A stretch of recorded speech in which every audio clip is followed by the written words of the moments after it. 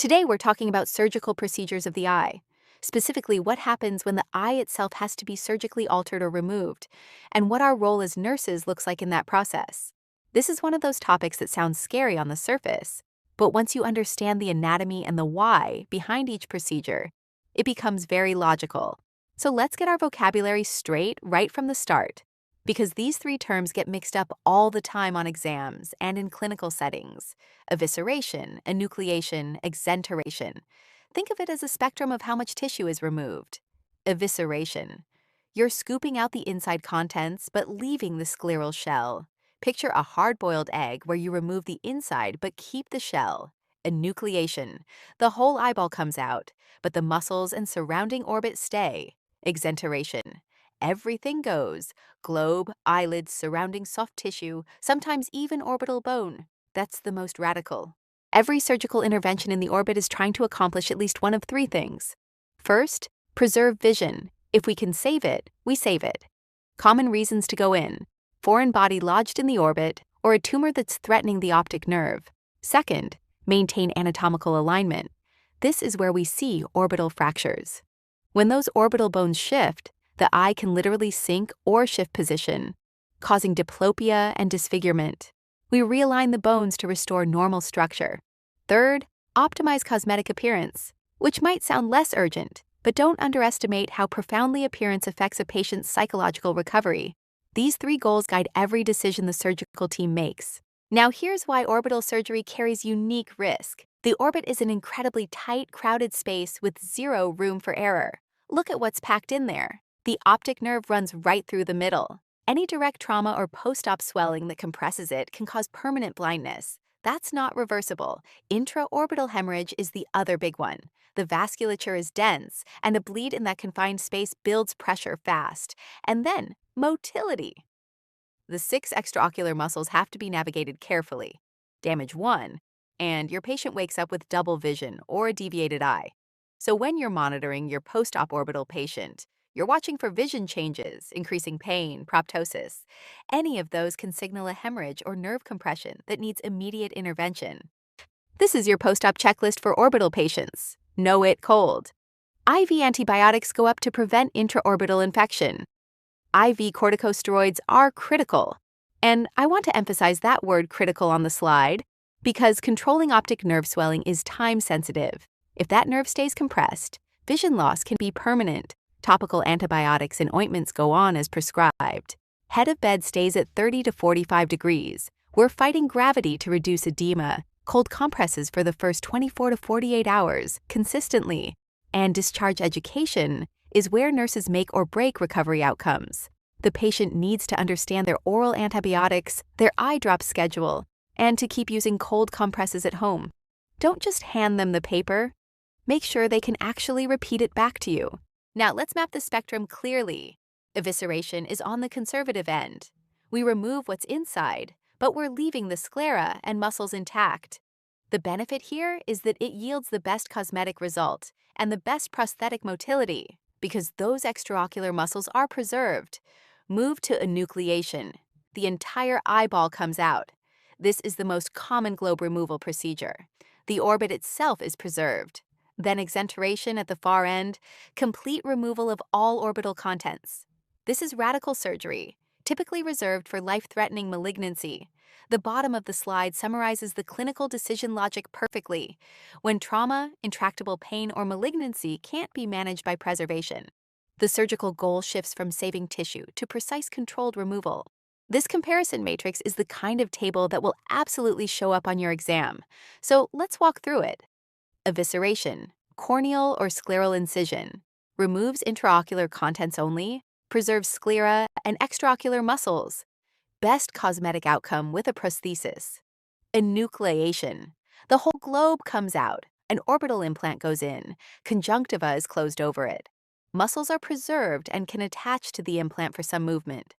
Indications include severe trauma with uveal prolapse, no light perception, sympathetic ophthalmia, which is an autoimmune response in the fellow eye that can be triggered by a traumatized eye. So sometimes removing the eye actually saves the other one. Exenteration. Everything comes out, including eyelids, possibly bone. Indications are malignancies like orbital melanoma or extensive invasive tumors. Anatomy preserved, essentially nothing. Understand the indications and what's preserved. That's your test question. The prosthesis isn't just cosmetic, it's clinically necessary. Without something filling that socket, the tissues will contract, the socket will shrink, and eventually fitting a prosthesis becomes impossible or very difficult.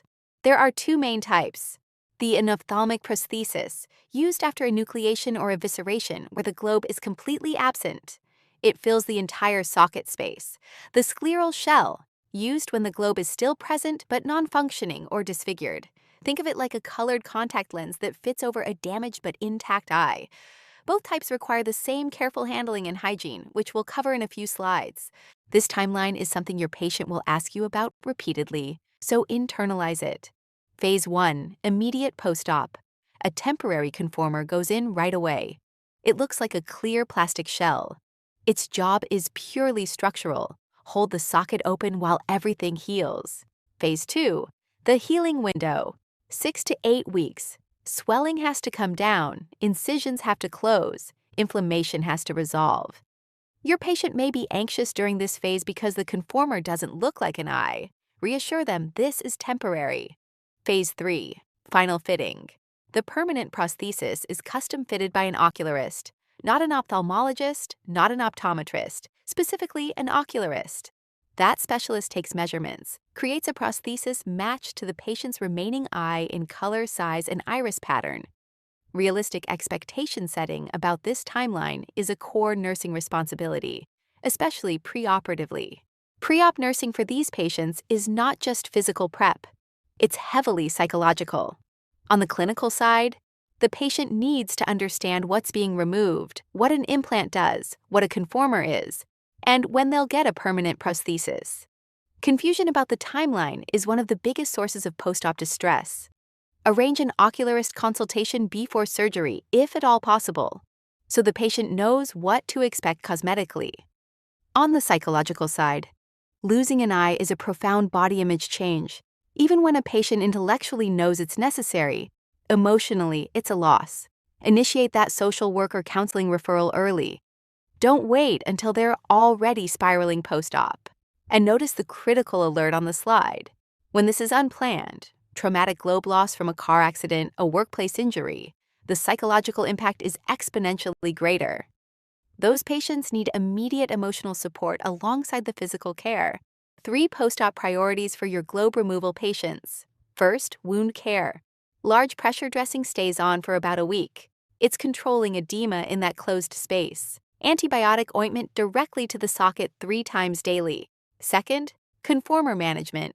The temporary conformer can fall out. That's not an emergency, but the patient needs to know how to handle it safely and when to call. Give them step-by-step instructions before discharge, and make sure they practice if possible.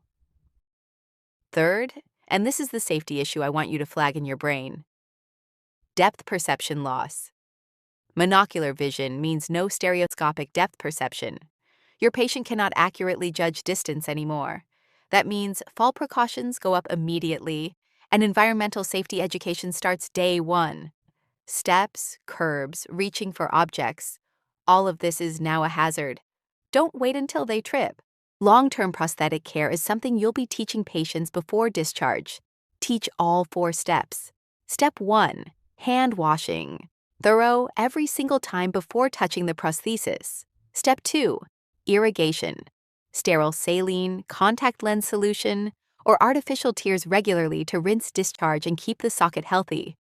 Step 3, lubrication. Ocular lubricants reduce friction between the prosthesis and the socket lining. Without it, chronic irritation leads to a thickened, inflamed socket. Step 4, inspection and cleaning.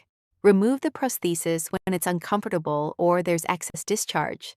Inspect the socket for redness, swelling, or signs of infection. Then clean the prosthesis itself before reinserting.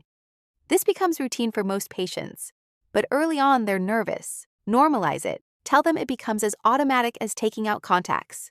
Now let's look at a practical skill. Insertion. First, identify the orientation landmarks on the prosthesis. There's usually a notch or marking that indicates the nasal side. Getting it in upside down is an uncomfortable mistake. Then, lift the upper lid. Slide the top edge of the prosthesis under it. Pull the lower lid down, and let the prosthesis seat into the socket. For removal, cup one hand under the patient's cheek to catch it. Do not let them do this over an open drain. Press the lower eyelid firmly downward and outward to break the suction hold, and it releases. Practice this with your patient before discharge, and if they're unable to do it themselves, make sure a family member can. This is a skill they'll use every day. So here's where we land. Successful ocular recovery requires all three pillars working together. Pillar 1, surgical precision, matching the right procedure to the right diagnosis. That's the surgeon's domain, but we need to understand it. Pillar 2, prosthetic and clinical care, fitting, hygiene, irrigation, follow-up with the ocularist. We own a big piece of this through patient education. Pillar 3, comprehensive support, emotional, psychological, social. Education and support are not extras. They are not soft add-ons. They are equal to the surgical intervention in determining how well this patient actually recovers and adapts. That's the synthesis. You now have the framework, surgical decisions, nursing interventions, and holistic support.